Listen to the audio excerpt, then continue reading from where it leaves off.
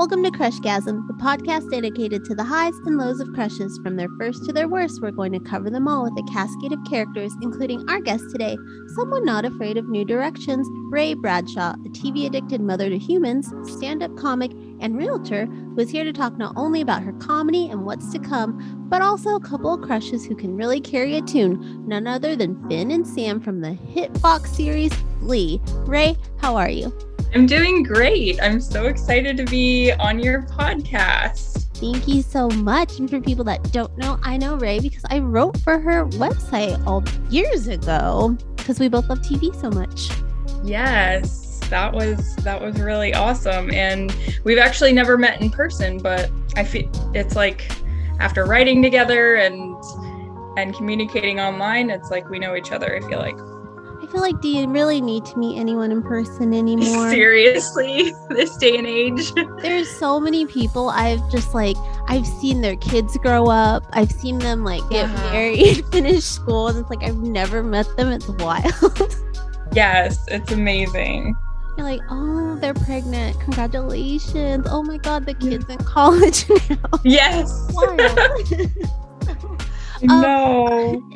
And plus, with everything that went on the past couple years, I mean, people who need them. Yeah. It's like, I'll just take my house and all my stuff and my TV for sure. Oh yes, most definitely, 100%. You have to have your TV. So before we talk about the crush, I do want to know, since Glee is set in high school, what were you like in high school? Were you someone that would have been in the Glee club, or were you strike me as like a theater kid? I was actually an orc dork. I was in orchestra, but I was like the cool kid in orchestra. I did a lot of partying, but I was also I was a good student, and I never got in trouble for partying or whatever because I was such a good student, and I was doing everything right on paper. I played the cello in the orchestra, and a lot of my friends were from orchestra. But yeah, I was like the boy crazy party girl, but also in honors classes and orchestra. So you were leading a double life. Yes, it was kind of like a double life. I feel like that's how my high school was. I wasn't a partier. I was never really invited to much of those, really at all. But I did know a lot of the popular kids, and they were in band or they played sports, but they were also well known. It wasn't like the popular kids on TV where that's all they do is be popular. Untouchable. Yeah. Which I'm thinking back, I'm was TV that right about these cliques, or did that stop maybe in the 80s? Yeah. I mean, in my school, there was definitely a popular crowd. I wouldn't say I was part of the popular crowd, but I went to a pretty big high school, and there was and then there was my crowd, we still partied and, did all the same things that the popular kids did. But yeah, I guess we were just carrying the wrong handbags to school. We were Well, it reminds me of something like High School Musical, where the popular kids were also Troy Bolton. He was playing sports, but he also could sing. He was doing this double life, which, I mean, we have to assume that without High School Musical, we might not have ever gotten Glee. Would you agree with that? Seriously, yes. I feel having that, seeing someone attractive in theater. I feel before High School Musical, there wasn't even, shows, a lot of at least popular shows that highlighted musical theater or theater, show choir and things like that. And so it was definitely a jumping off point, but then to also have the romance and the drama with it too, that was perfect. And I think Glee is definitely a more adult version of High School Musical. It's, it's not a Disney show, but it was perfect. It came to my life at, I think, the right time. Were you a fan at all of Troy Bolton, Zac Efron, Wildcat? Not like when those movies came out, but now like I've seen all the movies. I love it. I wouldn't say it's like I'm like super fan status, but I definitely will have like a hankering to watch the High School Musical movies, and now I have kids, so my daughter loves them. My son, he's 9, so he's kind of like but they're fun, and I can watch them around my kids, which is nice. It's not like you have a Wildcats tattoo, right? No. No. So let's get to William McKinley High School. Being that Sam wasn't around right away, was your crush on Finn more instantaneous, or was there something about Finn that made you warm up to him over the course of the series? It was pretty instantaneous. I mean, he's gorgeous, was gorgeous, R.I.P. Corey. And but like I also identified with Rachel a lot. So seeing a boy that was like her romantic interest, that also helped. But yeah, just having this guy that is gorgeous, tall. Oh my gosh, love tall guys. But yeah, it was pretty instantaneous. And yeah, and then but then when Sam came on the scene, that was pretty that one was kind of delayed, I think, too. Do you think Finn, I think you sort of mentioned this, gives way to this sort of fantasy that the hot popular jock has like a sensitive artsy side that he'll explore if the right person comes along? Like you're like, oh, like you're the orchestra girl and you're like, well, the popular boy, he's gonna get with me, he's gonna change, he's gonna be sensitive. Maybe read poetry.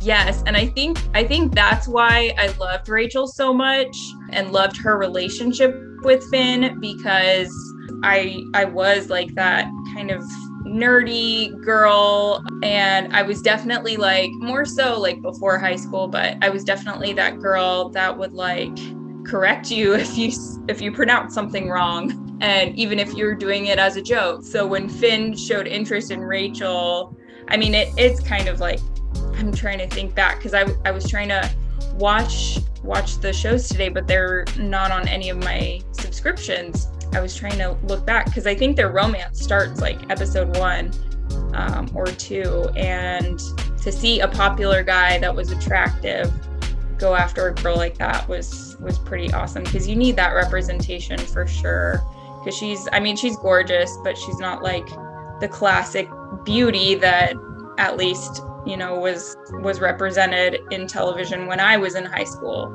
It's very Rachel Lee Cook. She's all that. Yes. Fantasy. Yes. Except Rachel didn't have to have like a makeover and just take off her glasses and overalls and magically she was somebody new. Yeah, I mean that kind of came later.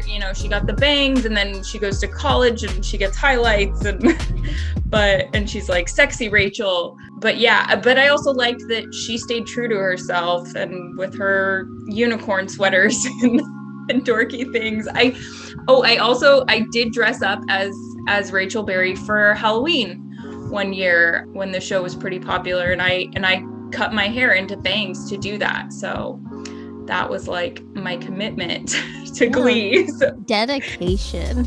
So yeah, I don't have a tattoo, but I did get bangs just for the costume, not like I want to look like Rachel full time. I grew them out after that, but it was fun. Now, Finn and Sam, both football players.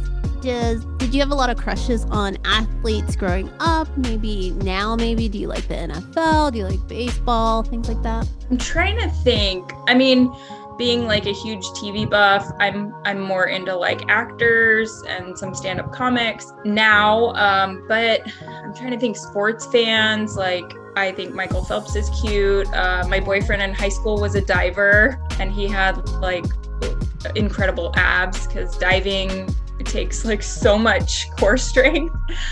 And but I'm trying to think, but in high school I wasn't like into like jocks or anything. I just kind of like, I don't know if I had a type in high school.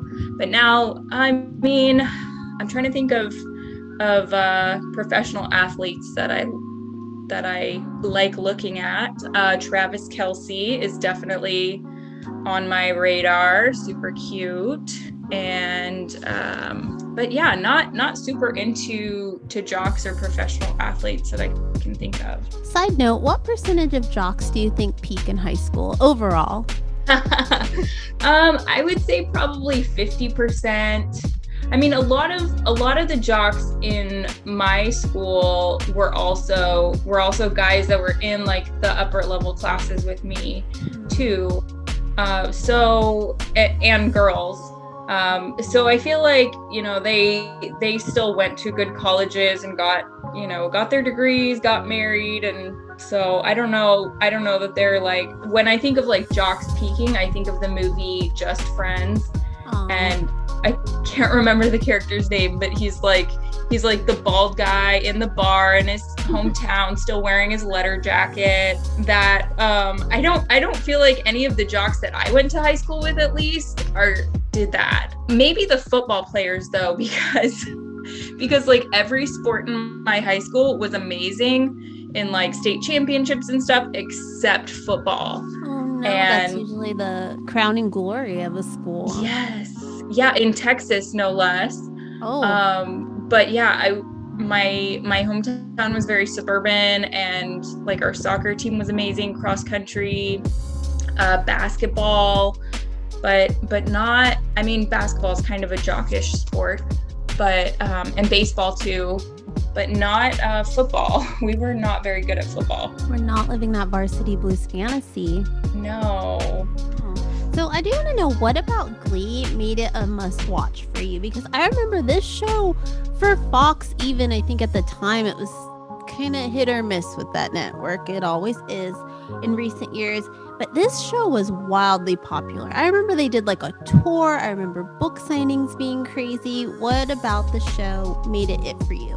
I think having the representation and kind of seeing a lot of myself in Rachel was huge. The music was amazing, and I would like listen to the songs even when I wasn't watching the show, but the songs, like I'm thinking about when I would rewatch episodes, because I did start to do that. I was working tech support from home, like before it was really a thing. I worked for Apple, and they allowed me to work remotely, but I would have sometimes like hours between calls, and I would just I didn't do it on my work computer. I would just sit with my laptop there and watch Glee or other shows between calls, and eventually it's like you get through all the episodes, but you're like, oh, this is so good, I want to watch it again. But a lot of it is like watching the songs over and over again, or on YouTube or something. All right, so let's talk about Sam. What's the deal with his relationship with Mercedes? Because I only watched the show for maybe like a month, because it was aired right before another show I liked. I didn't have a remote control. I didn't want to get up. So I did get sucked in to a little bit of it for a little while. So was Sam and Mercedes as glorious as I'm imagining it? It was so sweet. I fell in love with Sam earlier in the show, but him and Mercedes was a pretty big ship for me. I dropped off a little in watching after they all graduated and went to college. So Mercedes was a year older than him, if I'm remembering correctly, and she graduates and like goes to LA, but Sam was like her biggest cheerleader. So they had like a fling, I guess summer before senior year, maybe, because they went to junior prom together. It was their like 3-way date with Rachel, but then it was supposed to be like a triple date with Rachel, and then Jesse comes back, and so it turns into like more of a double date, and Sam and Mercedes are paired off. I remember when shopping for her prom dress, Mercedes is telling all the other girls, like, I just want a boy to come up to me and tell me I look beautiful and ask me to dance. And then Sam does that during the dance, and it's like, oh my gosh. And but they didn't show it. They didn't show it a ton. They like show them at a coffee shop, like holding hands, and then they see people and they like drop their hands, and then it comes back to light when they go back to school. But it was more of a summer fling. But then Mercedes like gets into a relationship with with this other football player, Shane. And but Sam is like still there encouraging her. And that was the whole the Michael Jackson and the Whitney Houston episodes.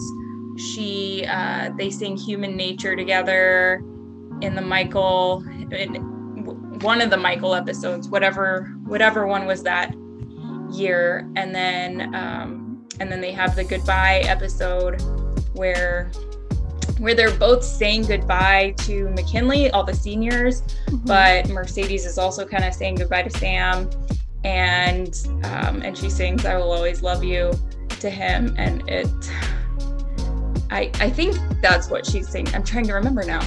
Don't quote me on that, but it was super emotional, and I was like, oh my gosh, Sam. I must look up Human Nature after this. That is one of my favorite songs. I love when people who can sing cover it. Obviously, if you can't sing, don't do it.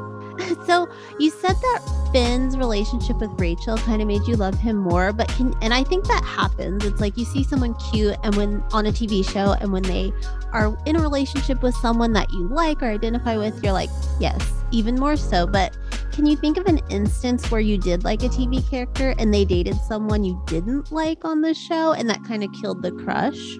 I'm trying to think. I know in like Grey's Anatomy, I was like a huge Jackson Avery fan, and that was like my crush from that show. And everyone was like shipping Lexi and Mark Sloan, and they're like, oh, but Lexi also dated Jackson. And I think that I want to say that was like one of his first romantic connections on the show. And everyone's like, no, Jackson.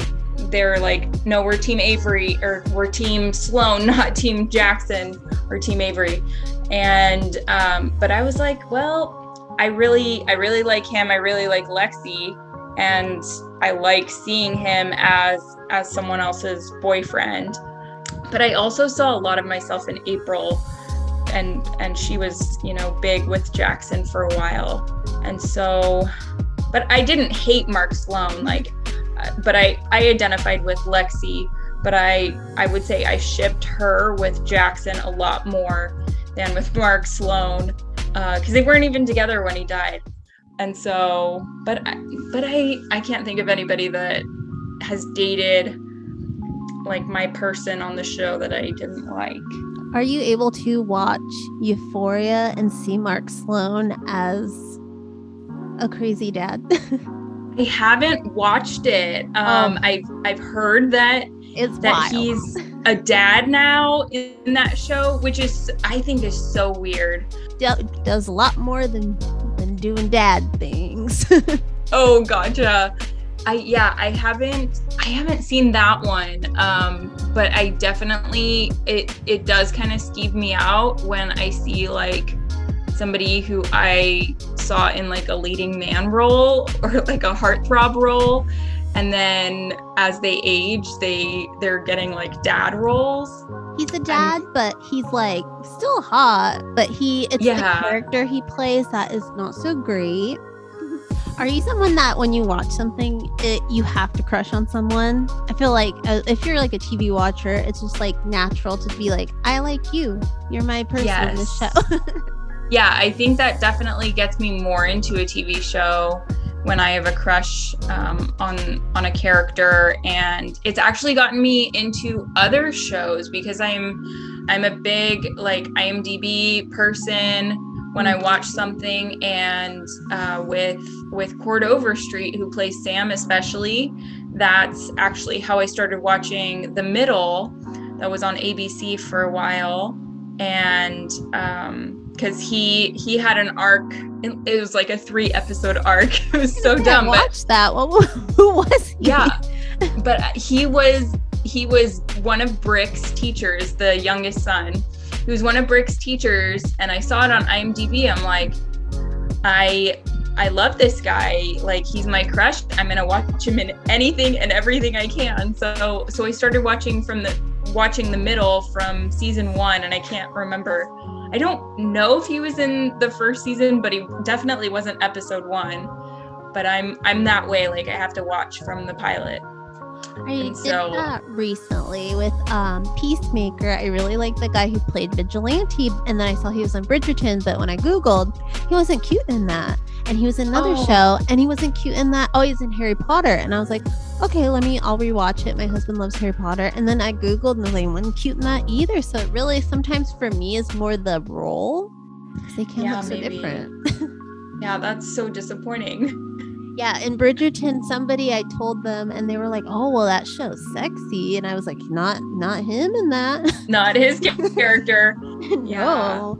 So definitely, sometimes for me, it is how they look, and it's more so the personality of the character as well. Like, I love Dexter, but I don't really, fuck with Michael C. Hall or whatever. Yeah, it's like the character's hot.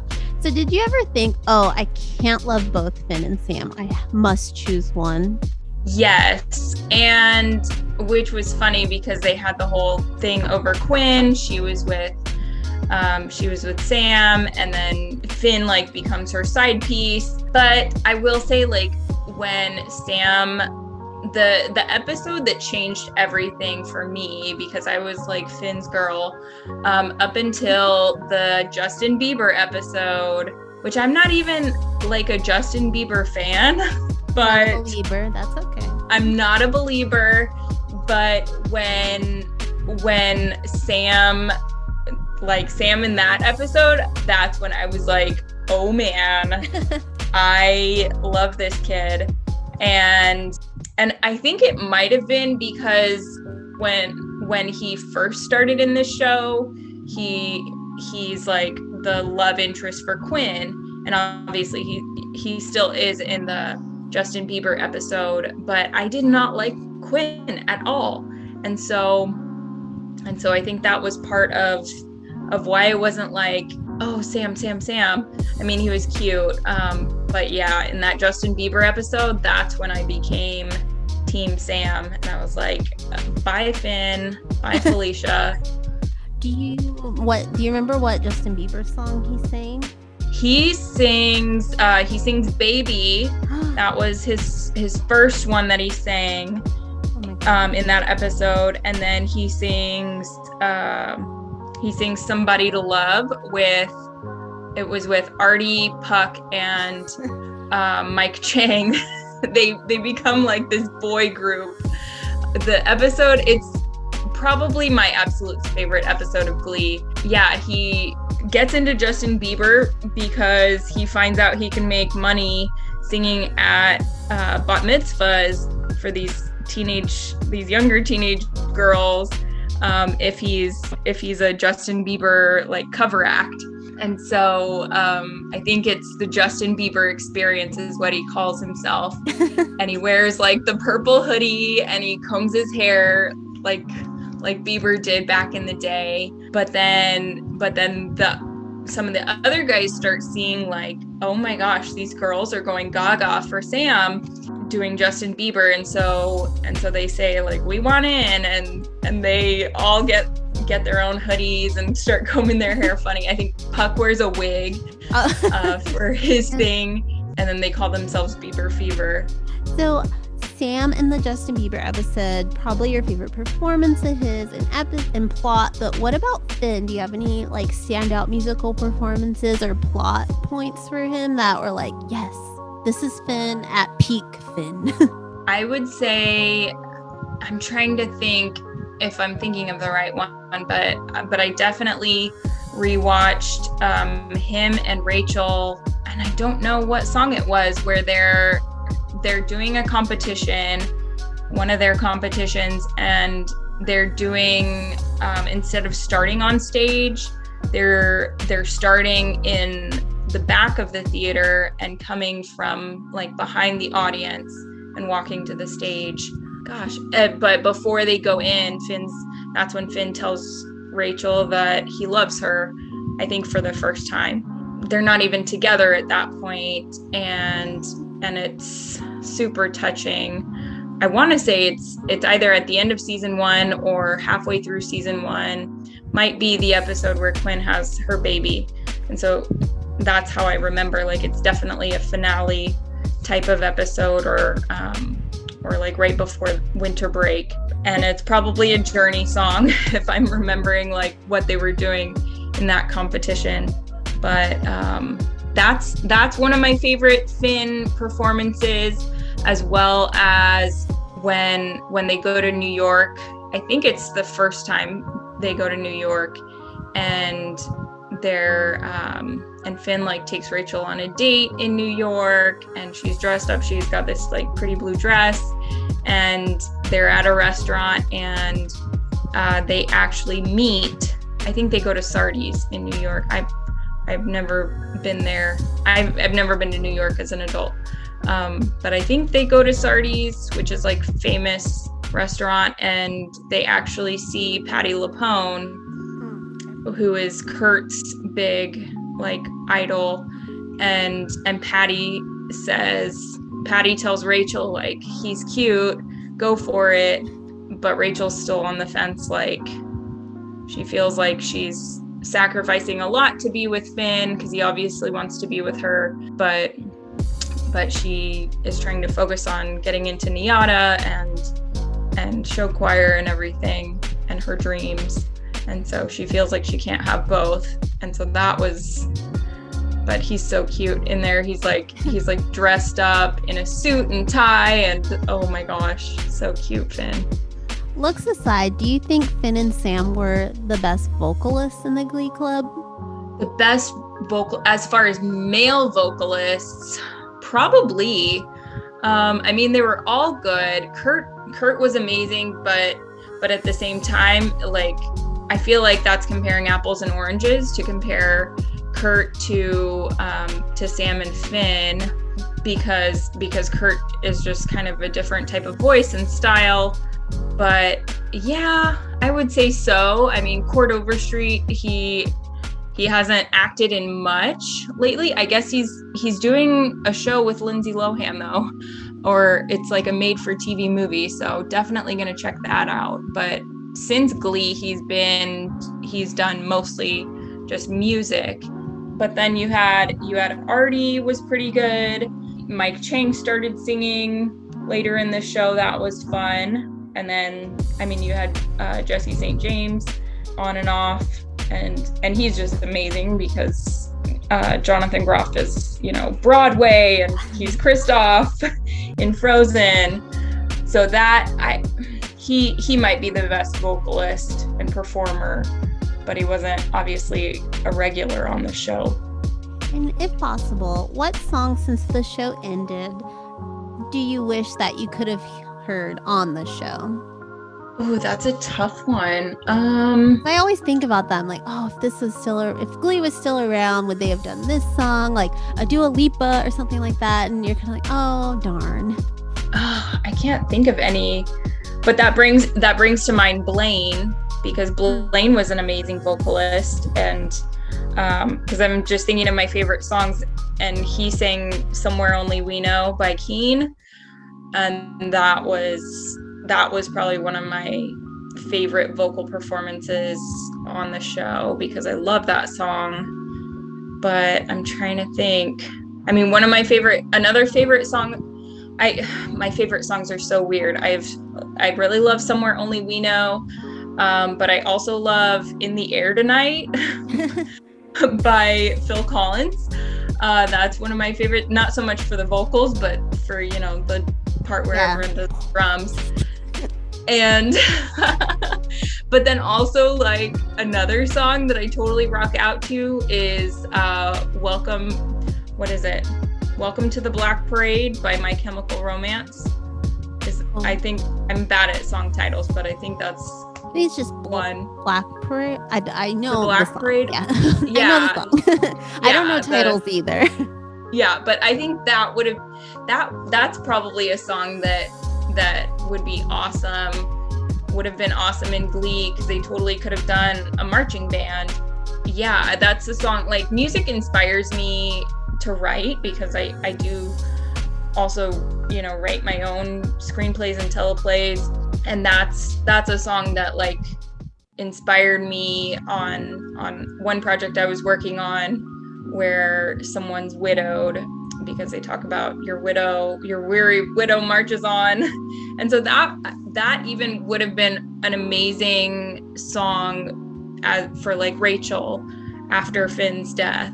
Speaking of, we are going to talk about the biggest. Well, there's been a few tragedies to hit Glee since it left, but how did you take like the news of Corey's death? Oh man, I remember where I was when I found out about it. Even I was up in the middle of the night feeding my son because he had just been born, and I feel like that's where I learned about a lot of big things. It was just on my phone while feeding him in the middle of the night. I learned about Corey. That's also how I learned about Tark and Christina El Moussa's divorce. was in the middle of the night while feeding my son. But that was pretty heartbreaking. Definitely went back and watched Glee after hearing the news. But the tribute episode to Finn was, oh my gosh, so good. Was this sort of the first time a real life death had impacted something you were watching? I think so. The only other death I can think of that happened like in the middle of production, not obviously during taping, but is it Jack Ritter that died in the middle of 8 Simple Rules for Dating My Teenage Daughter? Is it Jack Ritter that I'm thinking of? John Ritter, thank you. I think his name is Jack in Three's Company. That's why I call him Jack. John Ritter, that was another one that the show totally changed after he died. And Corey Monteith dying when in the middle of taping Glee, even though he wasn't like super regular on the show, they weren't in high school anymore, but that was big because everyone knew like that was Rachel's soulmate, and she was still very much the female lead of that show. Switch gears. When the show did end, I know Sue Sylvester was getting into some politics, and it was something in 2024 she was running. Would you vote for her in the next couple of years? Like Sue Sylvester, not the actress, but the character. Not Jane Lynch. Not Jane Lynch, but you know, she's cool too. Family or game night, whatever she does. Yeah, Sue Sylvester, probably. I mean, I think she would get things done for sure. You'd see like her sticker, I did that, next to like awesome things, not like gas prices. Oh, those are wild right now. So yes. So say you were in Glee Club, you were a student at William McKinley back in the day, and Finn and Sam both want to go study with you. So what one song would you want them to sing, like kind of duetting, to win you over? Oh man. And it could be any song. It doesn't have to be a song they actually did. It could be just anything. I would probably say Baby was Sam's, my favorite song that Sam did. That would be a good one. Or another performance, I would choose Sam. My answers will make this clear, but another performance I really loved of Sam's romantically was when he and Rachel did 1,000 Miles by Vanessa Carlton. That would also be a good song for them to do. I was going to say, you choose Sam, and do you two then go on to dominate nationals together? Because every time I did see the show, they were always like getting ready for nationals, and I was like, how fucking often are nationals on the show? It's like seriously. We totally would. We would dominate. I don't know what song we would sing, but you would play the cello. Yes, I would play the cello and Sam would sing along, and that would just totally win over the judges, and they would love us and crown us national champions. If we had a sports jersey, they'd like hang it up in whatever hall nationals are at and retire our numbers. That would be your life with your ultimate Glee crush, Sam. Yes. With Finn a close second. So now that we've talked about the fantasy land of William McKinley High School and all your musical loves, we're going to head back to reality and talk about what you have going on. So I knew you had a realtor background, but how does one go from that to like showing homes to doing stand-up two very different worlds. Definitely very different. The pandemic has affected real estate a little bit, but we're still considered essential workers. People need places to live. So it didn't slow us down a ton, but I slowed down a little bit in the summer, and which is weird because summer is like kind of our busy season. But last summer I was watching a lot of stand-up at home. I was home with my kids a lot and watching a lot of stand-up comedy. And then I was like, I could totally do this. It was like I don't drink beer, but it was like a hold my beer type of moment. And like, I'm going to do this. And I think it was like the next day or later that week, I did my first open mic. I was like on my computer looking up open mics, figuring out which ones were in my area and the best to go to. And I went to one and I loved it. And I was like, this is my life now. And this is something that I'm going to pursue. Wow, that's crazy. You're like the next day doing it. Usually I'm like, I can do that. And then I never do it. Oh yeah. I'm very determined. Like when I set my mind to something, I'm going to do it. And I think real estate definitely helped with stand up, at least like memorizing my bits and figuring out what I'm going to say on stage. I don't stumble over my words a ton because in real estate, I'm memorizing like phone scripts and kind of little things to say here and there to get the job done and make the sale and make the client love me. So do you ever find yourself like trying out new bits on home buyers and listers? No, I don't. I do have one bit about how, like, because our market's so bad, when I tell people I'm a realtor, it really just means I'm a stay-at-home mom. and that's been my big closer for the last couple of shows that I've done. We always hear about the comedy scenes in LA, New York, Boston, Austin. What's the scene like in Arizona? In Arizona, it's a lot of fun. Audience members aren't usually privy to this, but it can get kind of dramatic. You do have some like comedy beefs here in the scene sometimes, and I've managed to stay, pretty neutral in the scene and just kind of be friends with everybody, but it's definitely something that and I use social media a lot, and that's where everything kind of goes down. And so it's definitely like I'm eating popcorn watching all of this go down. And sometimes it will fuel bits for different comics. I don't really talk about it when I'm on stage. But yeah, it's kind of, things get kind of political in the comedy scene, not political like conservative liberal, but political in like who's cool with who. So there's like little cliques here and there. A little bit. But other than that, like it's pretty awesome. There are a lot of opportunities for newer comics, open mics almost every night of the week. And I gravitate towards certain open mics just because of convenience and being able to go out with my family at home. But yeah, a lot of good opportunities if you're good at networking and putting yourself out there, which I feel like you kind of have to be to just even get on stage. But I do know comics that are kind of shy when they're not on stage, and definitely helps to get booked if you're like willing to go to shows and go introduce yourself to the producer or slide into their DMs. That's how I've managed to get myself booked a lot, because when I'm not on a show, I'm usually only out once a week, either going to somebody else's show or going to an open mic. And my goal is always like to meet one new person every time I go out. And I'm usually able to do that. Oh, that sounds exhausting. Meeting like one person every time. Oh my God. It is. It is so exhausting. My heart's like racing thinking about it. I'm like, oh, talking to people. I'd be so scared. Yeah. Do you ever think you'll tell your family, we got to pick up and move to like LA or New York or Boston, one of those bigger markets? I don't know. I've always said like I will never move away from where I am now. I'm in kind of it's its own city, but it's considered like a suburb of Phoenix. It's called Mesa, but it's a pretty big city in and of itself. But like my my husband's family, he has a brother and a sister, and they all have kids around my kids' same age. And so to move away from that would be really tough, I think.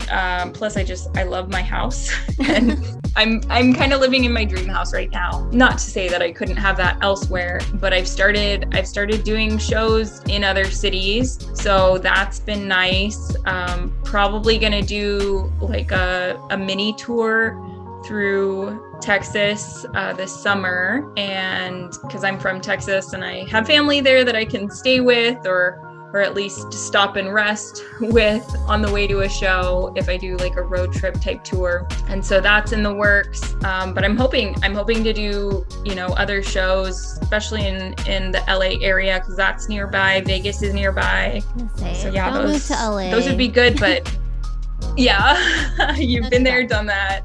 Well, I mean, everybody during the pandemic, they all went to Austin. Like, they all picked up, but they all come back because they have that money. So they're the ones can travel back. But it kind of sucked. Yeah, we loved going to the Comedy Store. So it was a bummer to leave that. Those are like my dream venues to play in. I'm a clean comic. So like my big dream is getting a dry bar special, which is up in Utah.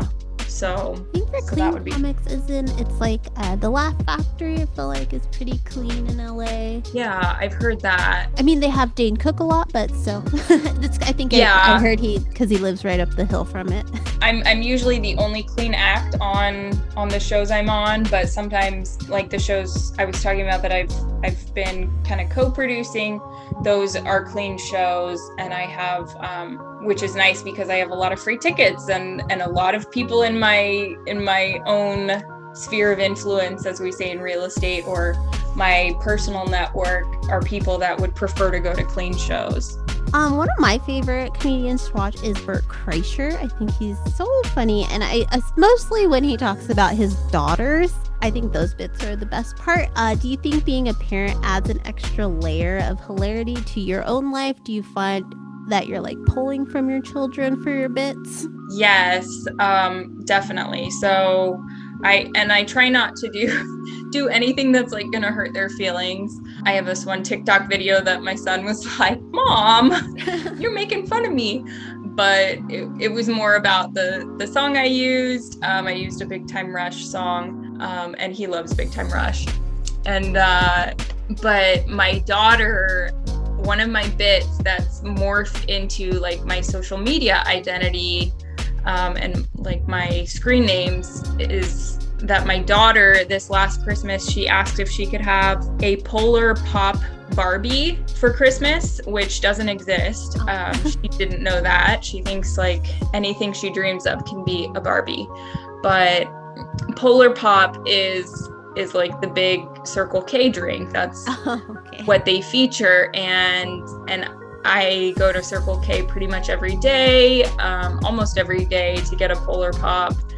They have a subscription now, and I subscribe to that where you pay, $5.99 a month or something, and you get a drink every day. And it's definitely the cheapest way to buy soda in my neck of the woods. But she said that, and I turned it into a bit, and I said, I am Polar Pop Barbie. You don't need a Polar Pop Barbie. Mommy is Polar Pop Barbie. And so now that's my TikTok and Instagram handle, Polar Pop Barbie. And it's a comedy bit on stage. It was a comedy bit, like the Circle K jokes. I was doing those before she asked about it, but that heavily influenced what I do now. Obviously I still have the Circle K bits, but I also, on social media, I do reviews of the different locations around Mesa. Right now I'm doing all the ones in Mesa, and I bring a lot of humor into that. Part of my ratings are, I rate them on the entertainment that they have. Like, is there a crazy homeless person? Is there, somebody just doing something crazy at Circle K? And so I bring a lot of that into it. And so I think even if you're not in the Phoenix area or don't even know where these locations are, it's definitely something that you can laugh at. And I post other comedic videos, but my daughter was definitely the brains behind Polar Pop Barbie. And that's my nickname now. Barbie, she has a lot of jobs, so she might get a job at Circle K one day. That would be awesome. I could totally see her rocking one of the red shirts. So now it's time for a quick speed round based around comedy. So I'm going to shoot you some speed round questions. I only have a handful. Who are some local comedians you've worked with that you think deserve more love? Shout them out. Some local comedians that deserve more love. I'm doing a show with Do Better Comedy. They're actually getting pretty big. They're a local production company. They do non-misogynist and non-racist, LGBTQIA friendly type of comedy, and that's their standards that they've set. And so Brandy Bigley and Jen Girallo run that, 2 female comics, and I love them. And Anthony Thornton is amazing. I have a friend, Angie Rivera. I think she's hilarious. Matt Delgado is hilarious.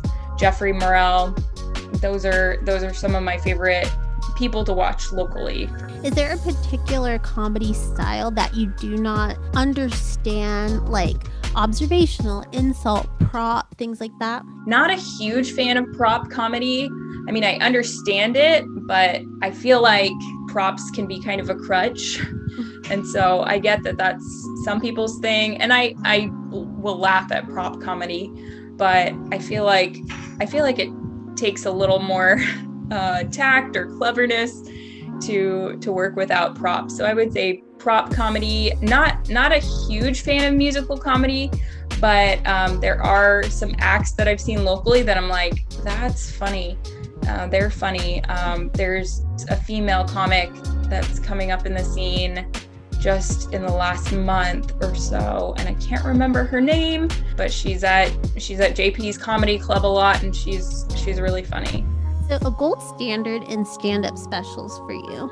A gold standard in stand-up specials, I would say, I'm trying to remember the name of the stand-up special, but Jim Gaffigan, when he did his Hot Pocket routine, that was like the year before I got married. I was living by myself for the first time and pretty much living on Hot Pockets because they were so convenient.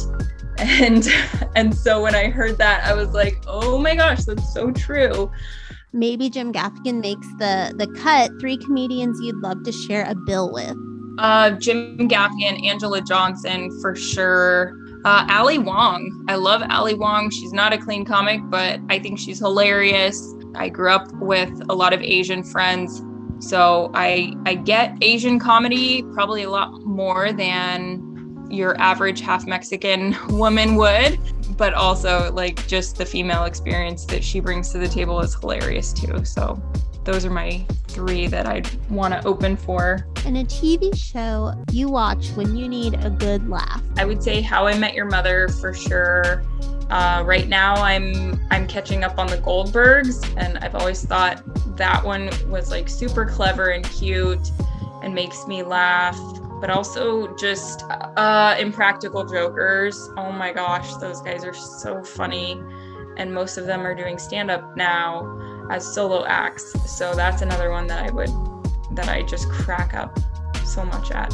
It's so funny. I think they put like the first season on Netflix in 2020 and there was nothing else to do, obviously. So I got really into that, and then I was like obsessed.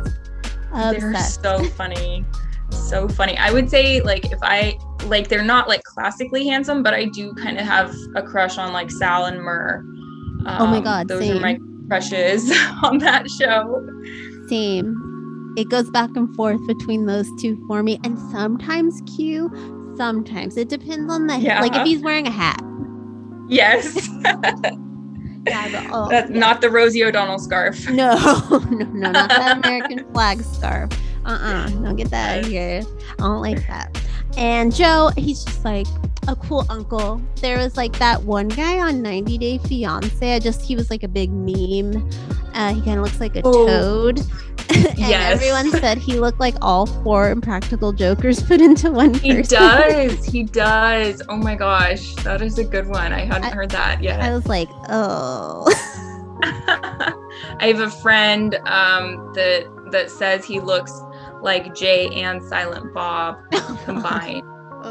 He's hilarious. Bubba McComb. He's another comic that I love here in Phoenix. So can you tell us what you have coming up in the spring? Any dates on the books? You mentioned a tour this summer in your home state of Texas. Yes, I'm going to be hosting at JP's Comedy Club on Thursday, April 14th. So that's something I'm looking forward to. We don't have a date on the books yet, but probably going to do another clean comedy show at JP's in Gilbert. That'll be sometime in probably May or June. But I'm also taking a short weekend trip to Texas. I'll be at Quinlan's in Carrollton, Texas on May 14th. Still planning my tour in Texas in June, mid to late June. People follow me on social media, they'll find out more about that. And then another date I have in June that I'm really excited to perform is the Crack Ups show at Toso's here in Phoenix, and that's going to be on June 4th. Well, and then how can people find you online so they can follow all the information and updates? They can follow me on TikTok or Instagram. My screen name is Polar Pop Barbie. Pop like how people in the Midwest say soda. Polar Pop Barbie. Or if they find me on Facebook, I will post dates on there too. Rae Bradshaw, spelled R-A-E. All right, Rae. Well, thank you so much for taking the time to talk to me about your Glee crushes. And everyone, you can find all of Rae's information below. And until next time, keep crushing it.